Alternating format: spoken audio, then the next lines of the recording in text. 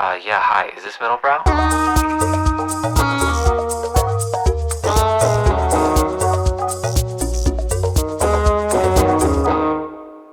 What's going on, everyone? You're listening to the Middlebrow podcast. I'm one of your co-hosts, Brian Park. I'm Dan Rosen, Brian. Hi. How are you? I'm good. You're looking fresh.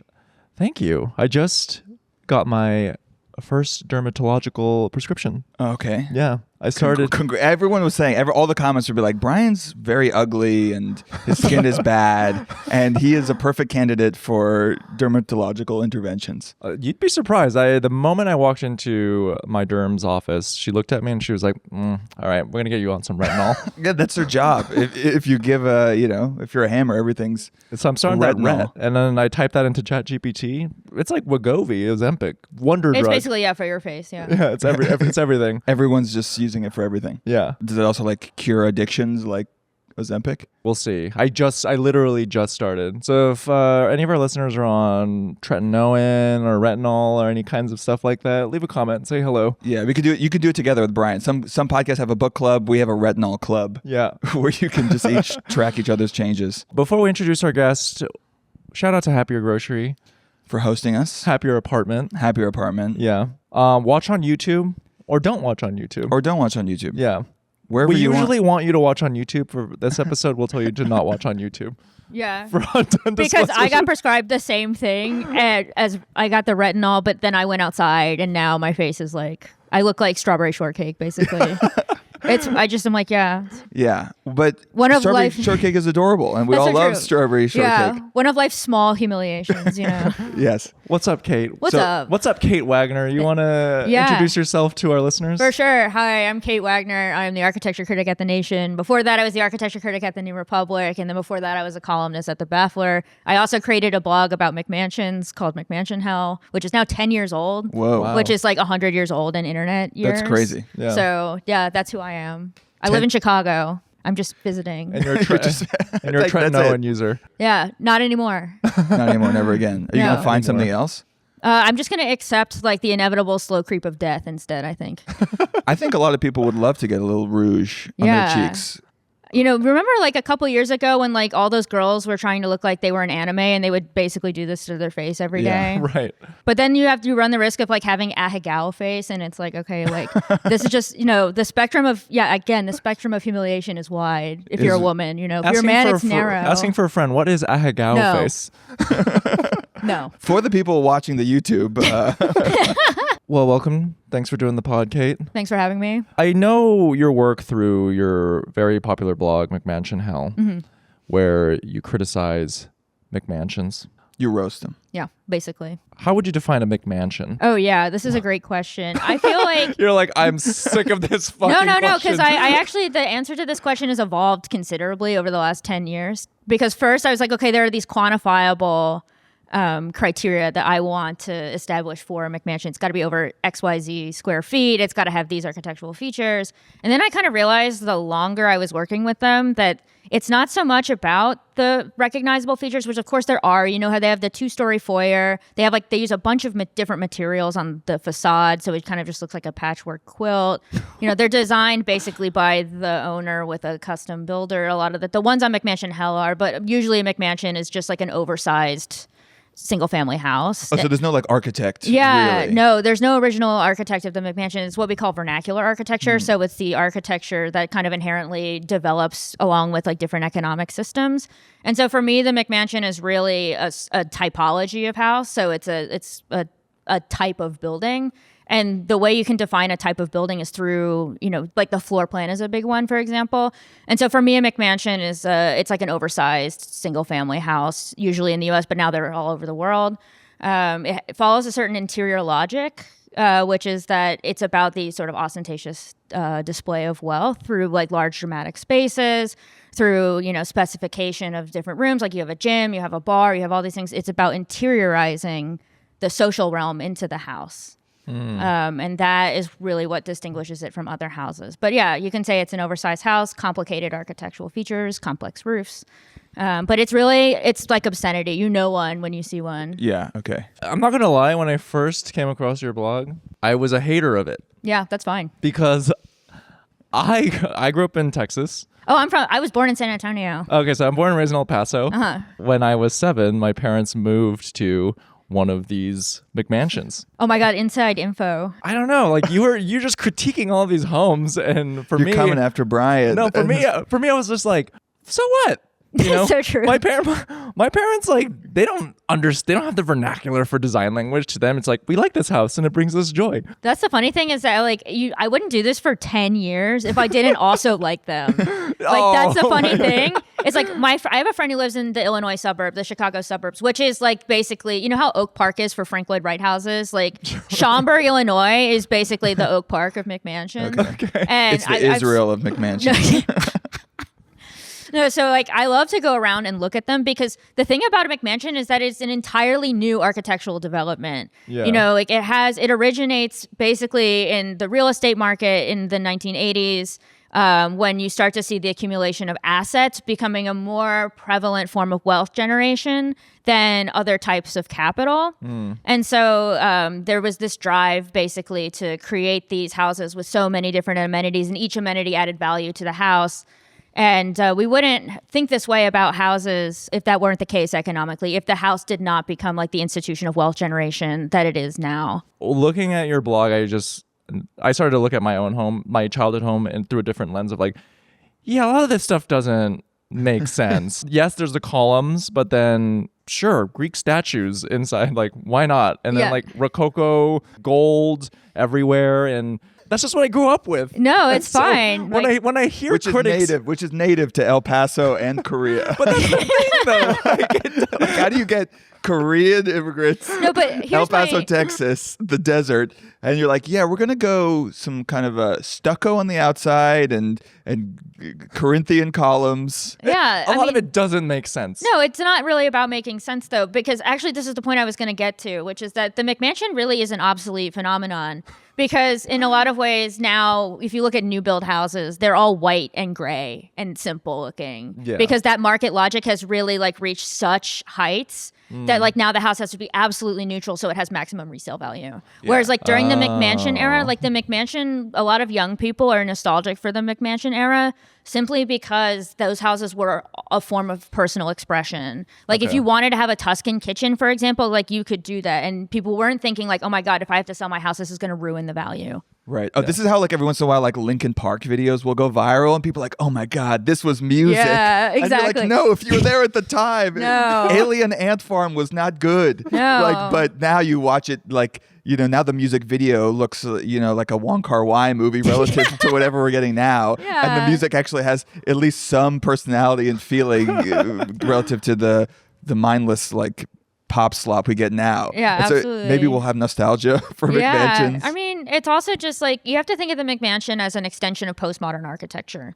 So postmodernism, the movement that came after modernism, was architecture. Architects became interested in revisiting historic architecture in sort of new decontextualized ways. And so, you know, the famous malls of the 80s with the giant Palladian windows and stuff like that, Yeah. that is, you know, or the like the AT&T building with the giant pediment at the top that has like the cutout that looks like a Chippendale cabinet. Like Sure. these were all Is that like Michael Graves? no, that one's Philip Johnson. Oh, right. Okay. But good guess. Okay. It is kind of Michael Graves-esque. He was like the thing is he was ripping off Michael Graves, and so that's why it looks like that. Okay. But anyways, But like fun. I mean, in for people who don't know, it's like the corollary of like Memphis design. And yeah. all like things that were very playful and pulled from many different historical movements. exactly. But one of the features of postmodern, But that was intentional. Yeah, of course. Yeah. But one of the features of postmodern architecture is exaggerated architectural features. And so like the thing about architecture at that certain income level where you have the money to do customization to your house, because most people don't, then you start to pull influences from high architecture essentially. And so it is a kind of trickle down effect of design. And so it's really important to kind of see it contextually as that instead of just like some kind of phenomenon that just originated out of nowhere. But there's like a lot of discourse in architectural circles about whether a McMansion is vernacular versus high architecture, because it is from the kind of people who made that kind of money back historically would hire an architect. But you know, the sort of individualism of America during the Reagan 80s, like I think is a big precipitating cultural factor as to why people are like, no, I actually want 100% control over my design. But also some of those houses are just tract houses. They're just really big. Yeah. And that's why the McMansion is kind of a fraught term, because like some of them are the Mick and McMansion, and then other ones, like the ones on the blog, are like the most exaggerated, most extreme examples. Yeah. And so you think the purpose of them is mostly just to like display your wealth to your neighbors and to create like a fortress so you never have to really leave. You have everything at home. I mean, this is like you get into the question now of suburbanization writ large when you talk about those kinds of things, where it's like, yeah, actually, if you are 50 miles from the city, then yeah, you know, where are you going to go to the gym, right? Like, Right. You know, a lot of things, you know, the sociality of city life is not there in the suburbs. Like if you have a house party, then that is kind of the closest thing you're going to get. But yeah, I think the display of wealth is important, but it's actually just, you know, it's about affect. Like it's about when you walk into the house, you want to have a certain sense of awe, for example, because you have this 2-story foyer with like the giant chandelier. And it's all about it's a very cinematic way of thinking about architecture, because the floor plan doesn't really make any sense if you look at the floor plans, because it's all about moving between rooms.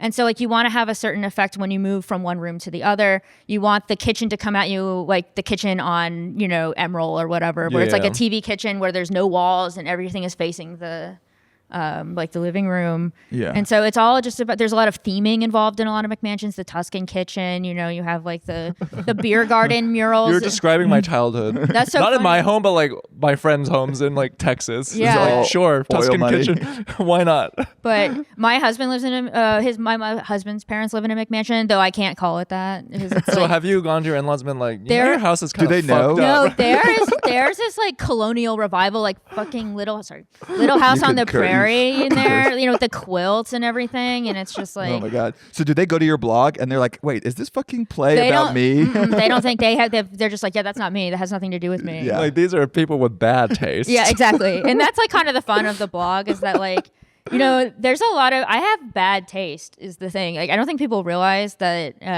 you know, even like everyone thinks, oh, you're an architecture critic, you must have impeccable taste. And it's like, Well, that's what I assume. no. Whenever I see, I have like when I read anything from critics, I'm just like, why are you being mean for no reason? No, These are it's- people who are trying their best, and that people just want nice things. And sure, they didn't have the art history or the architecture education that you might have. Yeah. and they'll miss the mark. Like that's just That's what's why gonna happen. they have money to hire someone who does that though. Yeah, I mean, I feel like it's about knowledge for me. Like if you develop a certain language and knowledge and, you know, reserve of information, then you can know that you have bad taste. Sure. Is the thing. It's like, and you can kind of embrace having bad taste. Like, for example, you know, I have a really huge love of crappy 80s and 90s corporate buildings.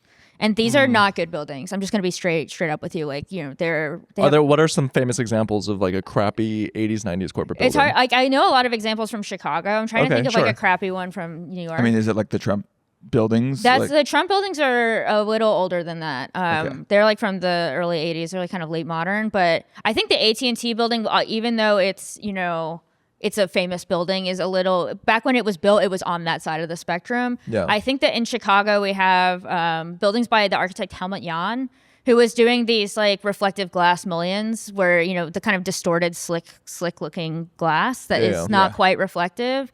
And he was doing them in like the shape of like a gable, for example. And those buildings look ridiculous, but I love them. And, Yeah. you know, there's a building in Naperville that he did call the N building because it looks like the letter N, like on Okay. the side. And it's Okay. just like, yeah, give me that Right into slop. the vein. Okay. Or So like you've gone to like the irony level. Yeah, of, no, like, it's not even where ironic. It's just like you're watching Schwarzenegger movies like this is the high art. Yo, Yes. that's my husband. Okay. But anyways, like for me, or for example, I'm from North Carolina. I was born in Texas, but I grew up Yeah. in North Carolina. And in Charlotte, which is the banking capital of the South, they have a building the Bank of America building by Caesar Pelli, who was really in this genre.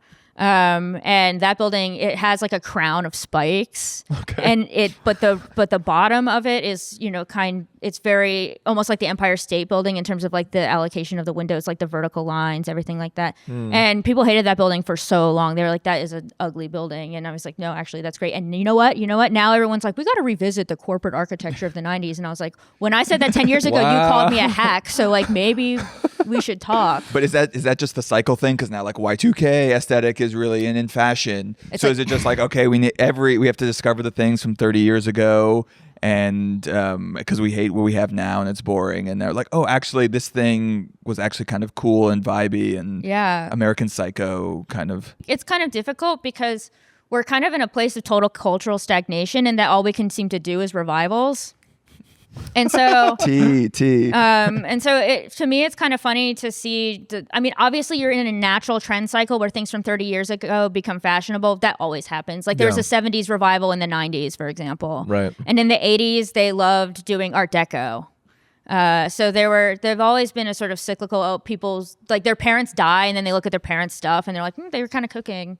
But so will that happen with McMansions? Yeah, Is that what's this gonna is happen already to me? happening with McMansions. If you go on TikTok, people are like, I bought a McMansion because it has personality. And it's like, yeah, that's true, actually. If you're buying a big ass house, like I would Wow. rather have the one that has like oak wood floors instead of like plastic floor slop. Yeah, or the 5/1s. So or whatever. me, That's a whole other me story. defending my parents' McMansion choice is happening in real time. It actually right now. is, You're yeah. just appreciating a American vernacular form. That's actually true. That's Like, often- that's unironically true, though. Is like we invented that kind of house. In fact, it's our last architectural invention. God, that's so the sad. only one that came after is really the 5/1, and you know. No, that's Yeah, so- irredeemable. But maybe in 30 years, then the 5/1s will be seen as impressive and What's a interesting. 5/1? 5/1 is one those new apartment buildings that has one story of retail in the bottom, usually like an Equinox or whatever, Oh, yeah. or like a Jamba Juice, Yeah. and then they have like 4 stories of slop on top, where it's just like a wall of windows with like the bad aluminum paneling. You don't really see Got them in it. New York. You do see them in like the Sun Belt, for example, or Yeah, in I see, Chicago. I see. If you if you've been outside New York and you see like new,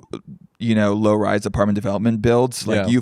you know exactly Yeah, what yeah, this I know is, exactly what and this they're is. always like there's always like a random splotch of color, or just like some aluminum like metal, and the brick is like tile brick. You know what's Yeah. so crazy to me is that when I first moved out of my childhood home, when I looked at a 5/1, I was like, I want to live in one of those. That's so funny.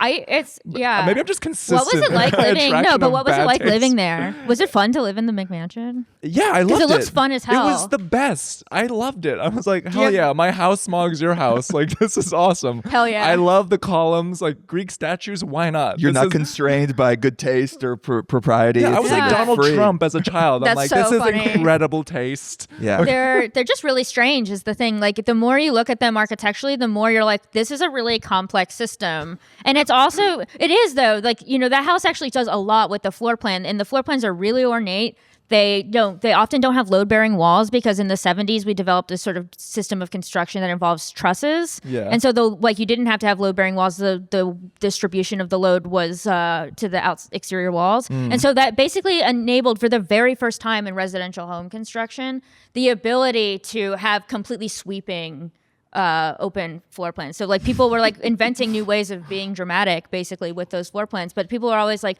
why are the McMansions? And this is like one element to it, but the other is that there's a reason why the McMansion took off in the 80s. It's because like within that decade, wealth inequality basically exploded. There were like, I think, I want to say, I don't remember the exact statistics, but like the number of like millionaires, I think it was quadrupled between 1980 and 2000. And so everyone's like, where did these houses come from? And it's like, yeah, they're just more rich people. Okay. Yeah. Like- and people who like probably didn't, and I guess whereas wealthy people used to come from maybe specific locales and classes and professions where there was maybe some sense of like in an Edith Wharton way, Yeah, like exactly. this is what a grand home should look like. These are the rules for good taste. All of a sudden we're like, well, you're like a very successful, you own like a chain of gas stations Yeah. in the Midwest, and you're a millionaire, and you have no. You're describing tech, like that's just so Texas Yeah, coded. exactly. Yeah. Or like whatever, you're like an HVAC repair, and like actually in America you could be Yeah. like that's extremely wealthy, but you have no relationship to like what quote unquote good taste is. It's also a function of education. I mean, we Right. don't really receive an arts education in this country. Like, I never learned about architecture in any of my schooling at all. The only reason No, I kids in didn't either. Chicago learn is because it was important in Chicago. Okay. Like, it's our like number one tourist. That and like the Cubs are like our number one and number two tourist attractions. Well, that's my primary bean complaint. and Because the when bean. Dan talks to me about like design, I'm like, when was I supposed to learn No, this? yeah. Yeah. I I didn't have it either. I didn't. If you saw where we grew up in like 6 people in a 1-bedroom apartment. It's all futons and yeah. like not a single thing hung up on the walls, and like literally we had black file cabinets, and it looks the most hodgepodge, pure function. I grew up in a small town, so not a suburb. It's called Southern Pines. It's like 45 minutes from Fort Bragg. And so like the Fort Bragg cartel came out, and I was like, wow, they were doing family annihilations in my hometown. Oh my god. Did you have a sense of that when you were growing No. up? Okay. It was like, to me, it was mostly old people. You know, it was only after 9/11 that like special forces guys started showing up in their like lifted trucks. Whoa. But anyways, like I came from a live, love, laugh type household Yeah. in terms of design. My mother, like our house from the 90s, we have like a 3-bedroom sort of ranch style situation built in 95.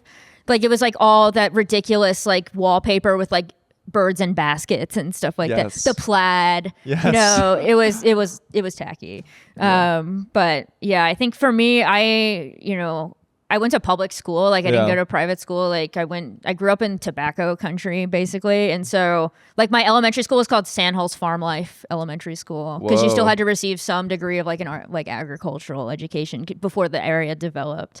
Do you do a lot of hoeing and tilling Only in my 20s. in your 20s? Okay. No, for me, it was, I learned a lot about architecture from the community college library, Cool. which it was a mile from my house. Obviously you can walk because Yeah. it was like, you had to Did you go drive. for like Huck Finn? Yeah, no, you had to drive because like it was like on a busy road and you would just get annihilated. But anyway, America, baby. Yeah. But I used to sit there and I used to look at these books forever. And I finally got a library card, and I would just like take home like 4 coffee table books. I was so obsessed with architecture.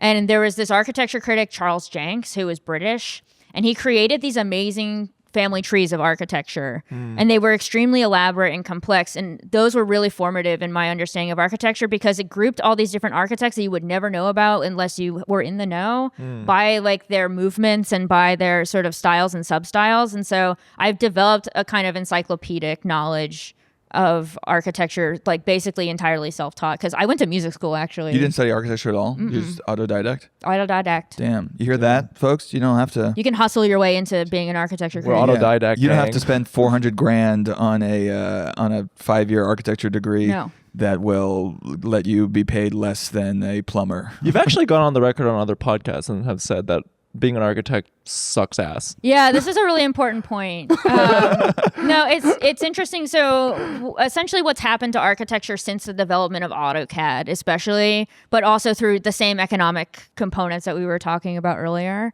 is that architecture has been largely de-skilled in a lot of ways. So, drawing, for example, is not commonly taught in schools. Everything becomes abstracted, essentially. The computer systems are so complex now that basically, those 5-over-1s, the way they look, the reason they look like that is that they're essentially the built version of a spreadsheet.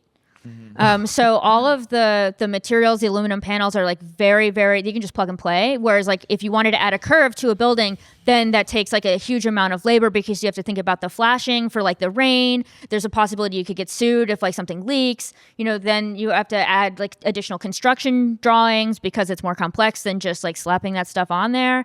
And so everyone's like, why are all these buildings the same? And the answer is because, one, you have to minimize liability at all costs for the firm, which means like if you just play it by the rules and you just play it into these sort of systems, then you don't have you're not going to get sued. Second of all, like it's the developer's bottom line, right? And everything is about the bottom line. And third of all is that architecture itself is an abstraction. Back in the Middle Ages, when people were building the cathedrals, they were hand building and hand cutting the stone. Yeah. There wasn't, for example, like in the Roman Empire, there weren't plans and sections and things like that. These were developments of the Renaissance.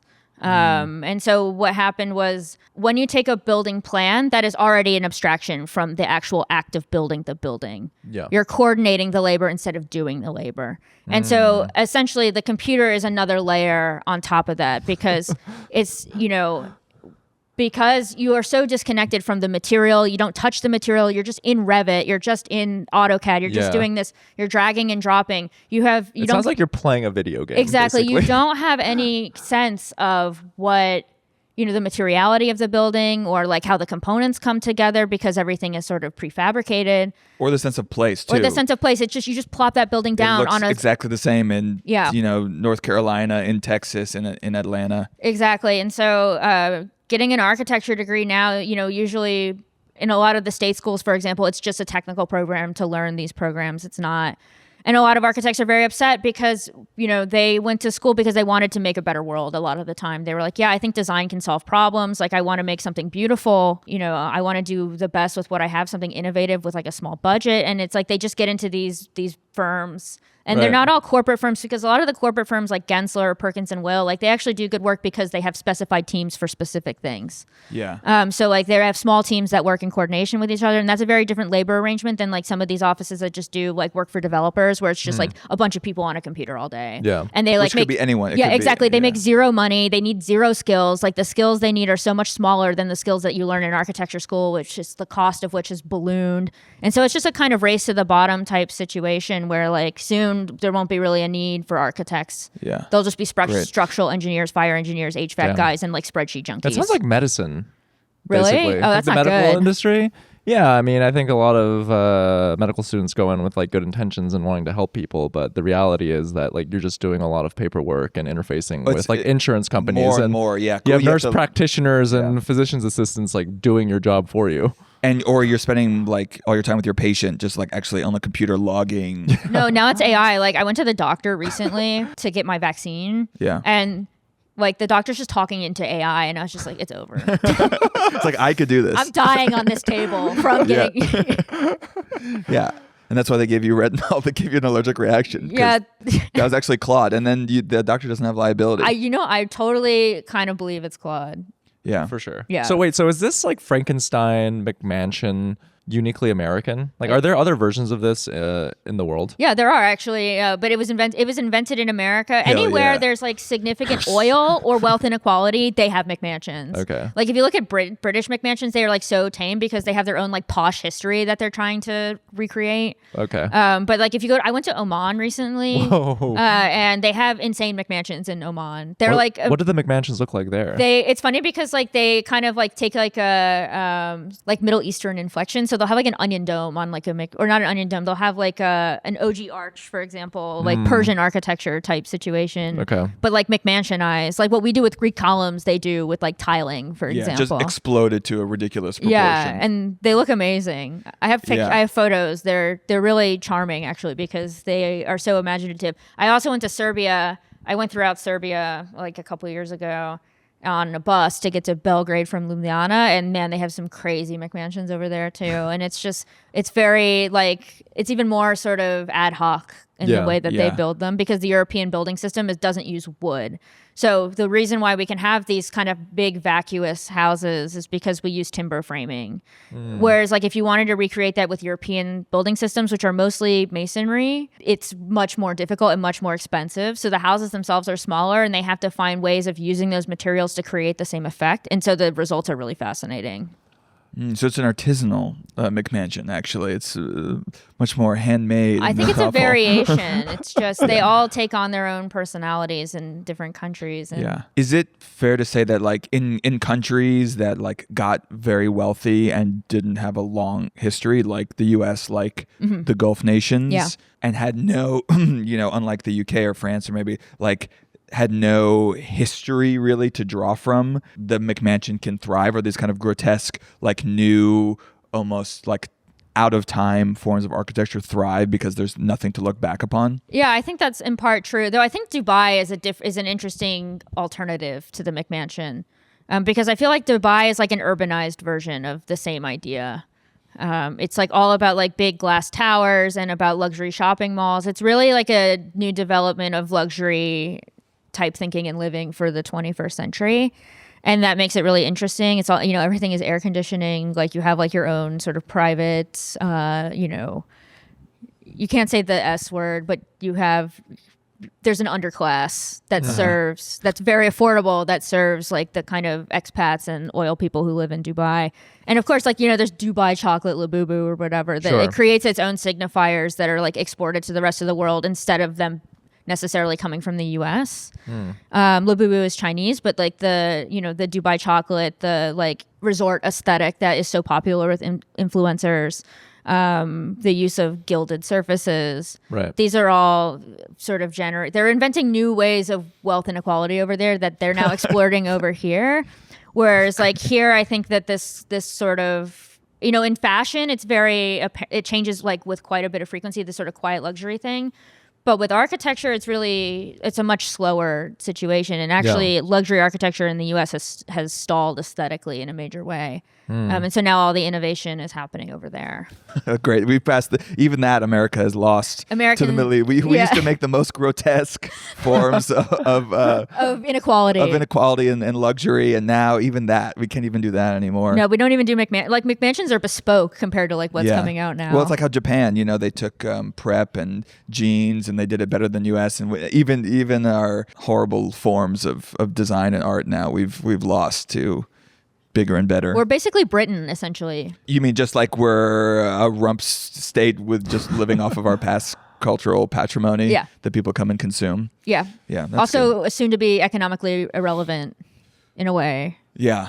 Well, Britain seems to really be. Yeah. Well, they're small and they don't have any trees. So it's like they can't even do lumber. They can't even, and there they can't build. They have no oil also. It's over. Yeah, it's over. Would you say like the aesthetics of a McMansion, is that representative of like a political ideology? I don't necessarily know, because with any kind of, I think with the developer type housing, with the like if it's just a gated community of tract houses that was like a developer master plan, I think a lot of people just want the space and they want some place to live, and I wouldn't like ascribe political motives to that, aside from like the general sort of ambient political implications of it, that like there's wealth inequality in this country and like it's an environmental crisis, the suburbs are an environmental crisis, like, but these are really broad sweeps of the ideological brush.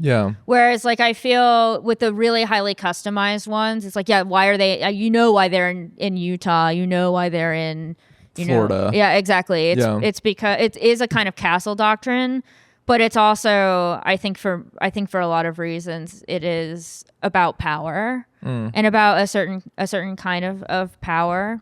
It's kind of like MAGA face, It's the work is evident. The point is that there's work done on your face. It's not exactly like I immediately think of Mar-a-Lago. Yeah, where it's like having money is a virtue to a lot of people, like, but not in like the way that like, oh, I made it and I did a good job, making it or whatever. It's like having money is my entire life.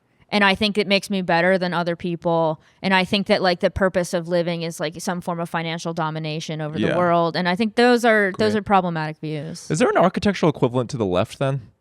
That's an interesting question. Not really right now. Historically, yes. Because the left's broke as fuck. Historically, yeah, of course. Like in, the 30s, you have the New Deal, for example, which I think is the closest America ever got to leftist architecture.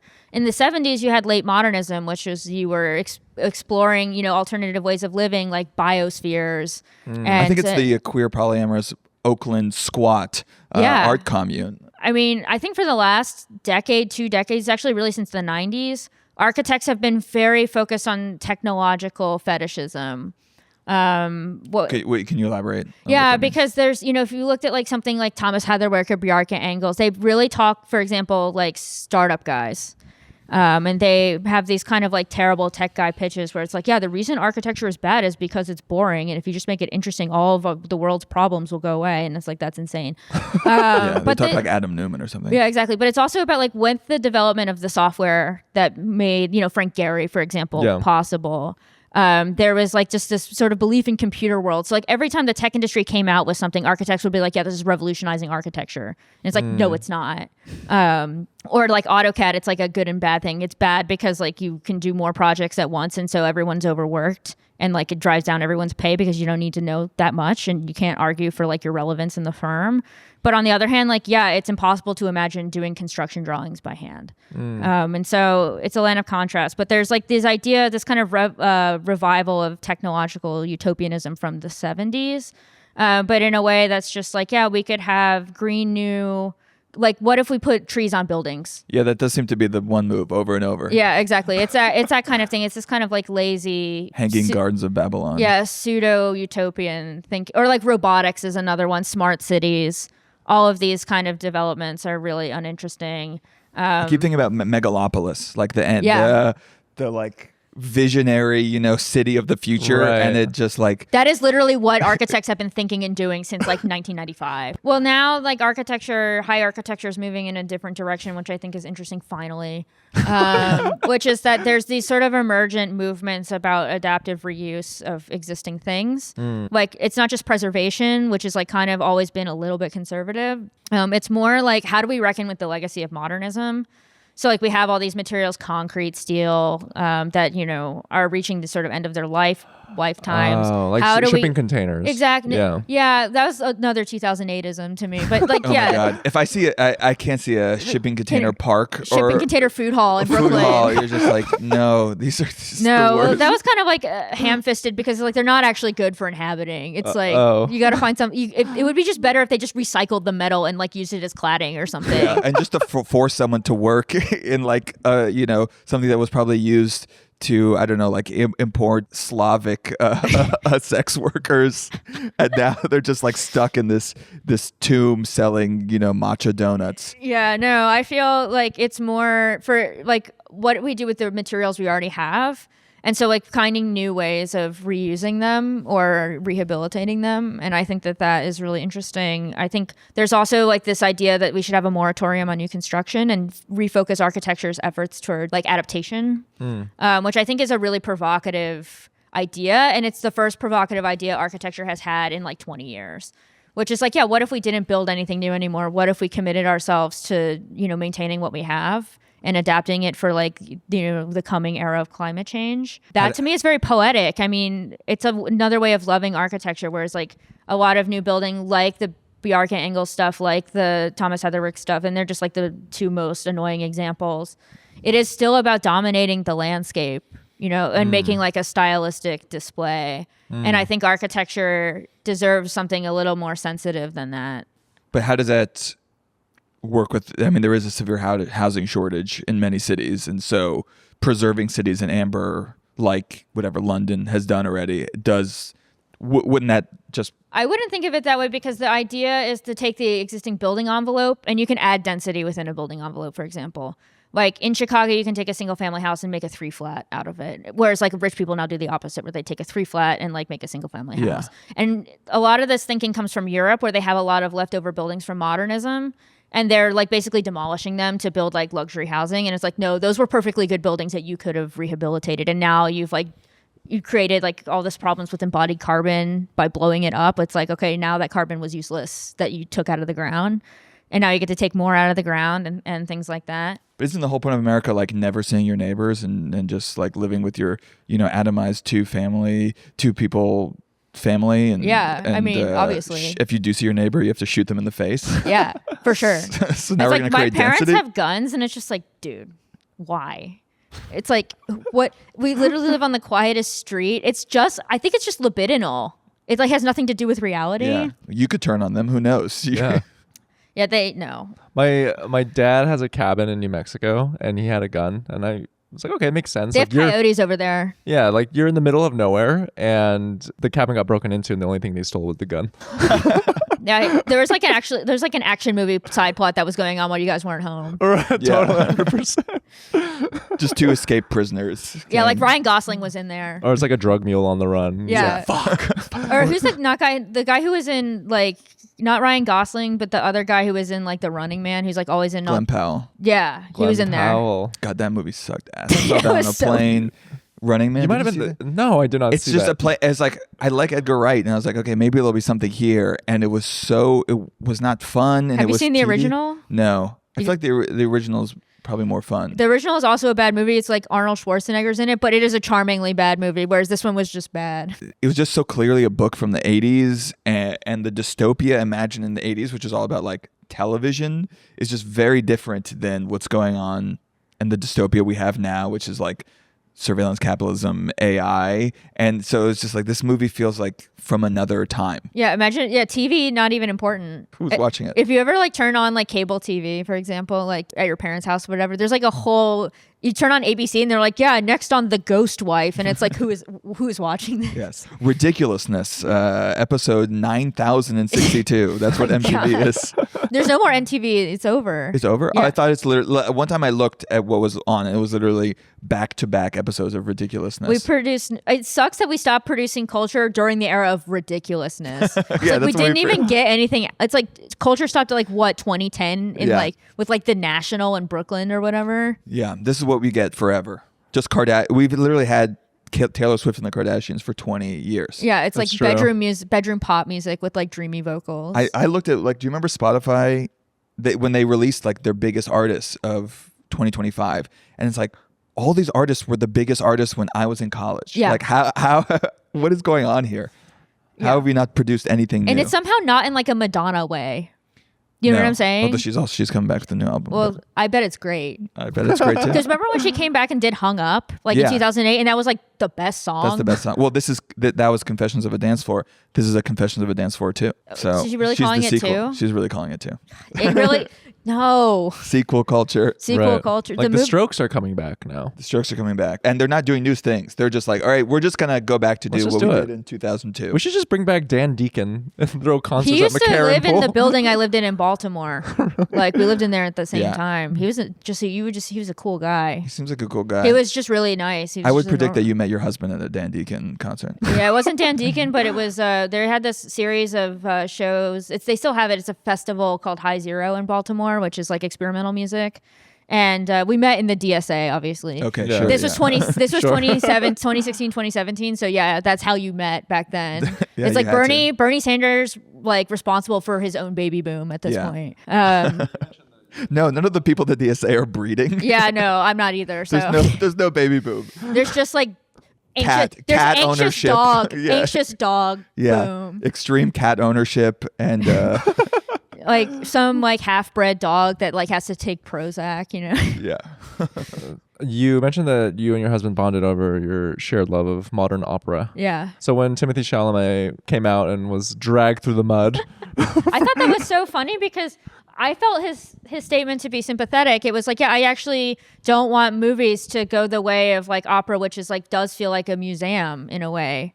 Yeah. You know, do we you still want produce. opera to grow? Of course, yeah. Actually? I'm a huge opera head. But I always felt that when I go and see the opera, I'm like, no, they like that this is not for the uncultured masses. No, well, I just saw that the Met the Met is like in dire straits and the thing that was going to save them was just like an influx of Saudi money, and now the Saudis just pulled out. So Oh, no one's fuck. watching it. You do need people to go see it to put on huge, it's not like music Yeah. where someone can make in their bedroom. You need like a massive set and I think opera could have a moment, you know, in terms of They like, just 'cause need like a people are, Claro for opera. Yeah. Bedroom opera. they have like, I feel like that's what Rosalia was doing. Bedroom opera? Yeah, like for her new album where she like pretends to be a classical musician. yes. Anyways. Did that bother you as a Well, it's just that like her other I'm stuff. seeing her at Madison Square Garden, by the way. Her older stuff is like really good and like kind of innovative for pop music, and then now she's just doing a kind of pastiche, which I feel like is, I get why she's doing it, but I also think that like if she was in the middle of a different kind of artistic development that I'm sad to see concluded in lieu of something else. So she's kind of doing a McMansion thing of No, sorts. that's not what's happening. I mean, like La Horde, the dance collective that I talked Yeah. about in the pod, they're choreographing that entire tour. That's crazy. Wow, Yeah. now I have egg on my face for being you like got, not my you favorite. got mad egg on your face. Yeah. Now I have like bad retinol and egg on my. It's like it's over for my face, dog.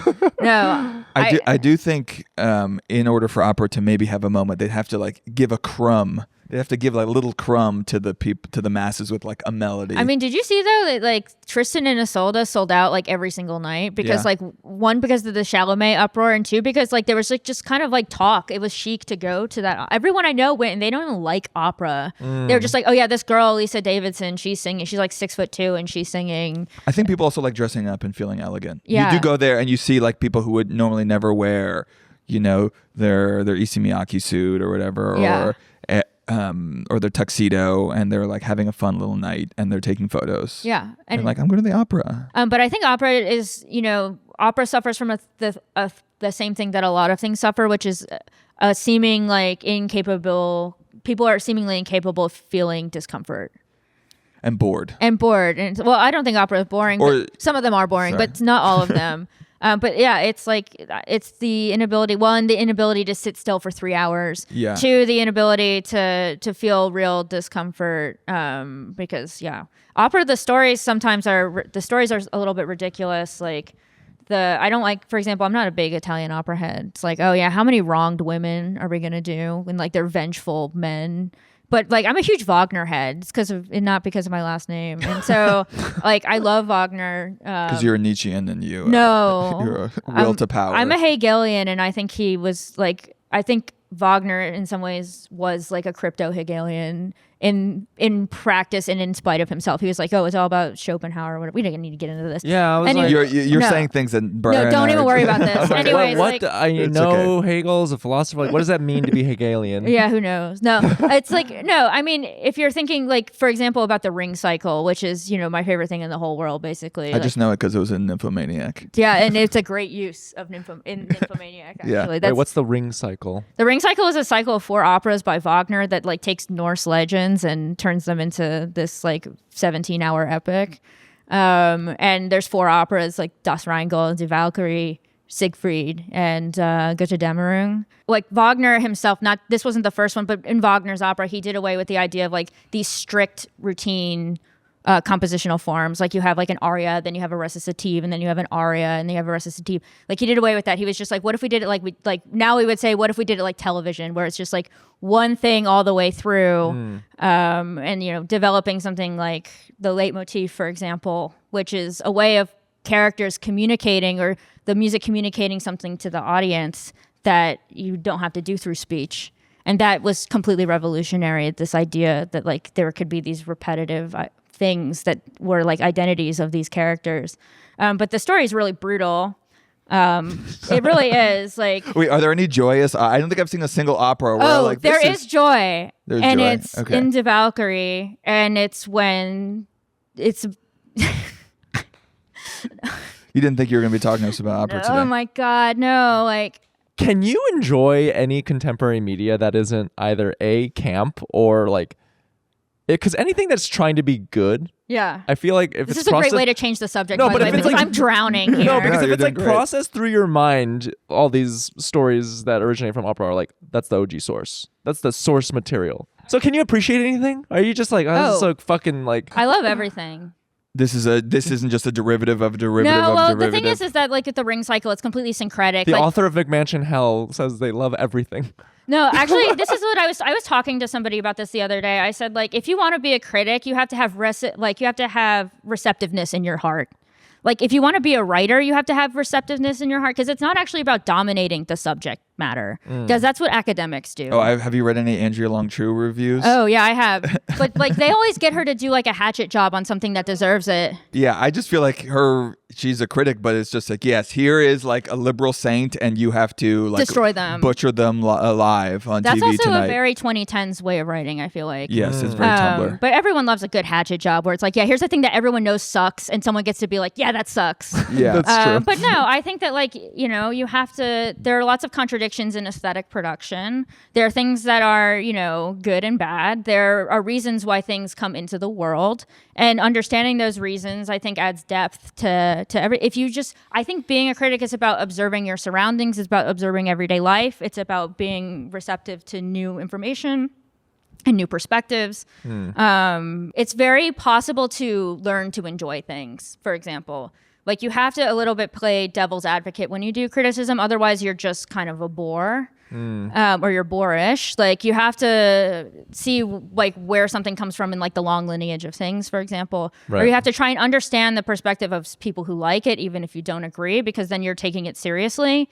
And I think we have a hard time taking things seriously in the culture writ large. And I think that, being a critic is not so much about saying what is right and what is wrong, but it's about, teaching others how to see. Don't you think, though, there's been sort of a move in the last 20 years of like critics sort of taking on the criticism that they're too snobby and high-minded and embracing pop culture? Oh, poptimism. Yeah, and poptimism, and so actually been the opposite, where it's like they feel so insecure about the accusations of snobbery. No, I think that's true. That now they've like elevated slop slop and put it on the same plane as high art because otherwise they'll say like, oh, you're elitist or whatever, or you're a hater. And now there's like, you know, you have Pitchfork just relentlessly giving Taylor Swift good reviews, or BTS. Well, I can think never that's get different because music critics are traumatized by fandom. Like they they dox them and like show up at their house. You know, but I feel like whatever. This is in kind of movies happening too. in TV too with like the Pit. Dude, the Pit is crazy. The Pit stuff is crazy. It's like, do you people even like the show? No, that's the success. Any show, Euphoria too. It's like you hate the creator, you hate the show, you hate the characters, and then yet you watch it.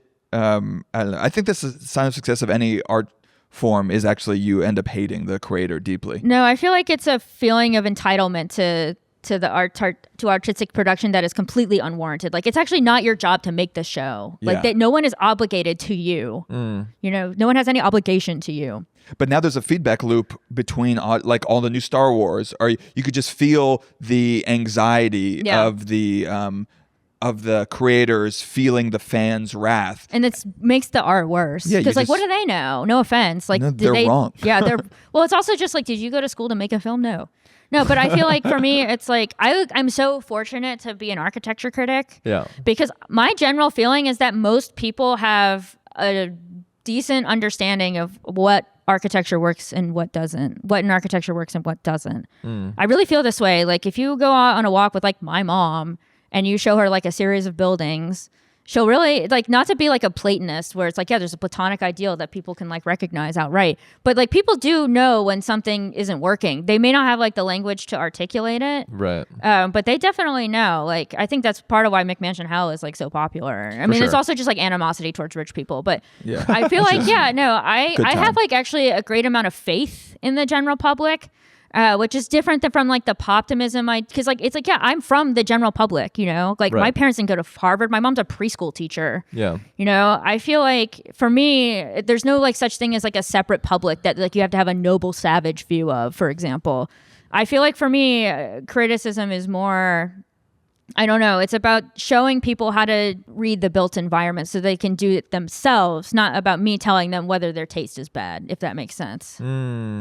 Don't you think though that in like I agree completely that there is, especially with architecture, because we're surrounded by it, and music, there is like an innate sense, but at some point in like the 20th century there was a divergence between like what the architecture community and the mass public thought was quote unquote good and interesting. Yeah, I mean, I mean that happened with a lot of, you know, like if you look at the Sight and Sound poll, the number one movie is like Jean d'Armand, which is probably not what your average moviegoer is saying. Like, yeah, this is my favorite film of all. This is the best film of all time. I mean, I think that there is some divergence, obviously, from like high architecture to like vernacular architecture, but I think the window is narrower than most people think.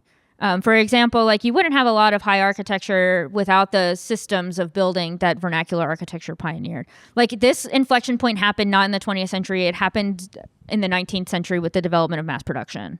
And so like this is really like the severing moment in which like once architecture became like commonly procurable in a broad sense, you know, when people started doing those crazy Queen Anne style houses with like the silly moldings and stuff like that. And of course the architecture, you know, architecture world was like, those look ridiculous, but now we love them. Now we're like, what a great house. Yeah. And so architecture just has a really long lifetime. And so when you say that you don't like it now, like, you know, in 20 years, you can revisit it. Like for example, the Berlin Phil, one of the greatest concert halls in the world, was hated for 50 years. And it was only 50 years later that people were like, that's a great concert hall. You see even now with the McMansion, like the way people think about the houses is different than, you know, even 10 years ago when I started my blog, where they were just kind of like universally hated. And now the perspective I think is more nuanced. And so I really feel like you have to play the long game with architecture. And there's more that is like sort of, I think, a little bit genius in the production of common architecture than people give it credit for. And I also feel like if you're looking at common architecture, you're looking at like large scale economic systems. And that's always interesting. And so for me, it's like, for me, architecture is about my view. I have a view that all buildings are interesting. It doesn't matter what kind of building it is. It doesn't matter like who it was built by. It doesn't matter where it is. Every single building is interesting in its own way because every single building is its own world. And I think that for me is like why I have my project. It's not about saying that like this building is good and this building is bad, because like it's a little bit dialectical. Every building is good and bad at the same time. And like every building is like the culmination of its historical conditions. And every time we build something new, like those conditions fracture and reform in new ways. And that's the way you should look at it. It's, you know, we're a little bit different, I feel like, than critics for film, for example, Right. or for music, because architecture is like the built language of capital. The way that society is organized, the way that that commodities move throughout the world, the way that labor in architecture and also in construction and also in logistics is organized, this is all evident in the built form. Yeah, well, it's not Wow. just a pure art form of aesthetics. There's a function to it that the Yeah. other art forms don't. That was contend with. beautiful. Thank you. I'm back on board. Yeah. I love McMansion. You look- Hell. Yeah. I just learned so much right now. My heart is touched. Thank you. I'm being so sincere right now. No, it's fine. Yeah. No, it's good. Thank you. Wait, but like, I guess with criticism at large, do you think it can be saved? Because it sounds like it's headed towards extinction. Oh, that's a hard question because I think for written criticism, it's in a really bad state. They're losing Because to... we just don't. But that we just don't read. That's like written anything. It's not just that; it's a destruction of the media industry writ large. It's like television, magazines, everything. It's like every new crisis, like things go under. I'm 32 years old. I've been an architecture critic for 10 years, and there's no one who's going to replace me. There's no like young person who's now 24, the age that I was when I was like starting to write, who's like moving up the ranks really quickly to become an architecture critic. It's like not happening. Well, also, how could you? Like the 22-year-old you would be like, all right, I'm gonna make the most, surface level TikToks that Yeah, have to that's the- communicate the most like plainly, the most directly, any sort of. All the depth which you bring to your articles is only possible in writing. writing form, yeah. or in like whatever, maybe an hour long like video essay. No, but the video essay is kind of is different because I feel like the video essay relies too much on images, and so it's closer to me to like a TikTok than it is to an essay. Yeah. Also, all of them are like too long. Yes. I mean, as someone who makes TikToks about quote design, like I'm just always running into the wall of how in depth I can go on anything before like I know people will tune out. You're so beholden to the need to hook and keep people under 2 minutes. Keep people engaged with images, with jokes, and yes, there's some people who do like good education stuff, but I feel like it's so few and far between. And yeah, I mean, you just all this, like all our political commentary, you just have to repeat the same thing over and over, and it's so low res. It's not good. No, I think the thing that makes me so sad is not just like that the literacy crisis, which obviously is devastating. Like they're like 12th graders who can't read. Yeah. My sister's So a high school fucked. theater teacher, and she's like, they can't read. And I was like, oh my God. she was like, yeah, like they need help with like basic reading. Dude, they showed. I was reading this thing where they showed English majors in a university like the first few sentences of a Dickens book of Bleak House. Oh, yeah, And I saw that. Yeah. Did you read Sam Chris? Yeah. Yeah. He wrote about this, and they like literally there's like a metaphor in the first few sentences, and they just didn't understand that it was a metaphor. They thought because there was like They thought it was actually happening. there's always actually happening that like really a dinosaur was like walking through the streets of England. Yeah, and they were like, oh my God, it's happening. Yeah, Yeah. no, crazy. I also think that the way we treat music critics is really like a canary in the coal mine for a lot of things. Like music and TV critics are basically abused by fans. Like it's very impossible to have like an open and critical opinion about a thing people A.O. like. Scott was like chased out of the Times. Yeah. Basically, he was just like, I criticized Marvel, and then like Samuel L. Jackson and the whole fans Yeah. came after me, and yeah, And one of the great critics. yeah, I thought he was Yeah. a great, and he was just like, it's not worth it. It's No. not worth it, and the movies aren't good anymore even. So Architecture has no stands.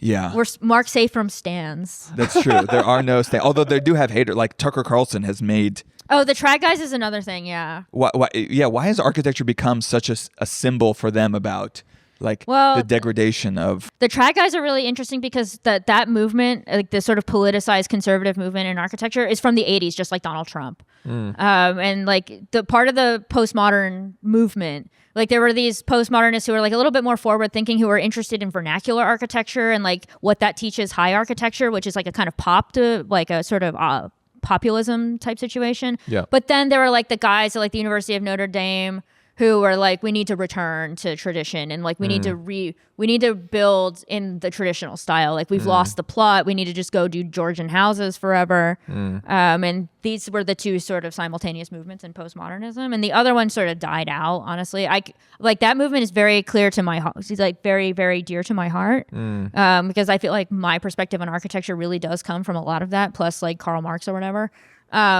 But but the trad guys are more, they became more organized essentially. Like they developed, it wasn't necessarily like a right wing movement that was in league with right wing.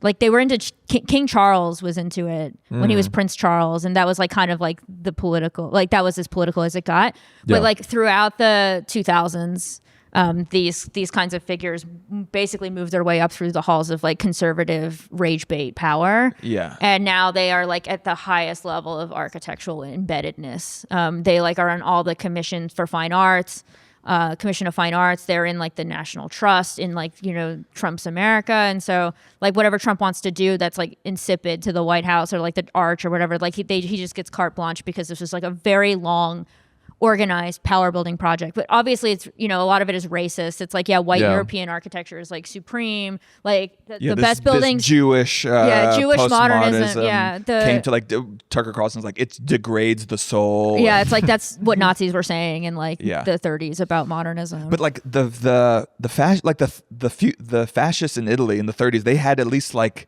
they had rationalism. Like why like there this was is a complicated question. Why was there a actual forward-thinking architectural movement with far-right politics that now we look at the fascist house in Como like this is kind of amazing and beautiful and important, or some people do at least, and it was about harnessing new technology and thinking of a forward vision of the future, and now it's like completely like return to the past with art. You see what the U.S. Homeland Security Twitter is posting. It's like 19th century romantic paintings. I wrote an article about this for the collective Flaming Hydra, which you should check out. One of the many attempts to recreate like a living wage for writers, where it's like half foundation money and half subscriptions. But anyways, like a lot of great writers are publishing there now. And essentially like the fascist thing is really interesting, like Italian fascists, because the German fascists were like, that was neoclassical. They were return guys. Yeah. But the Italian fascists were like, so the architecture is more conservative than people realize. It's just very stark. All of the whatever is like innovative, and it was innovated like in Weimar Germany, basically, like the Bauhaus, all that other stuff. Like they did that shit first, so it's not actually that innovative. But also like it's a very conservative version of that kind of architecture. You have like the rational like colonnades and things like that are like pay homage to like Roman architecture, for example. Whereas like the fascists did have one idea, a single idea, which is basically the idea of like Luigi Russolo in music and in like Marinetti in art and poetry, which is like, what if the violence of technology was good? And it's specifically the violence of technology. Like, for example, in Russolo, he would like create these soundscapes using the car, and it's like, this is the same as Beethoven. And that is a very provocative thing to say. And it was an innovative thing to say. The desacralization of music is a very important step in modern art. It just happened to also be a fascist step. And so when you see like new kind of fascist things, like I don't want to call Angelicism fascist because that like ascribes too much ideology to it, but like it was an innovative thing that happened in like art in the 2020s. Right. But it's the same idea. What if the violent technology of the internet was good? Like all of the the sort of alienation and the sheer scale and the power. What if like the detritus of it, the world, the havoc it wreaks on the world, what if that was good? And that's the same idea like that just keeps coming up with like fascist art. Whereas architecture now, it's like doing what fascist architecture always did, which is just like we need to return to like Greece or whatever. Anyways, on that note, you have to run. I have to go talk to the interns at the Nation. Yes, are you going to tell them all to quit and to the intern learn to code? If you want to be coding I know that's over, true, yeah. declawed. It's been clotted. It's done. Yeah, my husband was a math professor, and then like his university, like it bottomed out for him after like 10 years, and then he was like, "I'm gonna learn to code." Oh no. And Jason. now he's like a senior programmer, and I think he's probably fine for a couple of years. But I went into his room, and he's got Claude open there, and I'm like, "Oh, are we using Claude? How is Claude today?" And he's like, "He's like, no, it's really helpful." And I was like, "It's Claude is really helpful." So if I'm looking for new investments, just do the inverse of whatever your husband Yeah, is. so it's better to be an intern at the Nation than my husband. With your husband, math Yeah, professor. Yeah, that's good. But yeah, Well, thanks for doing the pod, Kate. Yeah. Where can you. our listeners find you online? are we gonna roast my outfit? Is that the thing? No. No. Okay. Your outfit's We great. would never do that. No, it's You have a great Eileen Fisher outfit. all Eileen. I mean- actually, Depop vintage Eileen. You're on Fisher your is, linen like, era. You're in Yeah. your linen era. I'm a linenist. For someone in architecture, this is like It's just peacocking. it's This just is- like the uniform. No, this is too colorful. Far too colorful. This Navy is like blue? drag. You're This going is like crazy. Yeah. fall. Oh my god. Yeah, so true. Anyways, thanks so much for having me on. Thanks for coming It was a great on. conversation. McMansion Hell the Nation. and the Nation. Yep. And yeah, and Yeah. eventually you'll stop writing and have to make TikToks. Like I have all a of book. us. No, I'm writing a book. Okay. It's called Structural Issues. It's about how an ugly world makes ugly buildings. It should be out in 2028. Hell yeah. If we So, still yeah. exist. 2028. That's Whoa. a fake year. That's like, what is that? Someone was like, "Are you free in November for a dinner?" I'm like, "What are you talking about?" That's not happening. What are you- Like we're what's all going dead on? by June. Like Yeah. Okay. And that's the dream. I'd love to be dead. I don't want to make this. no, I podcast just got a anymore. new apartment and it's really sick. I want to. Okay. All right. Thank you. Bye. Bye. Okay, that was Middlebrow.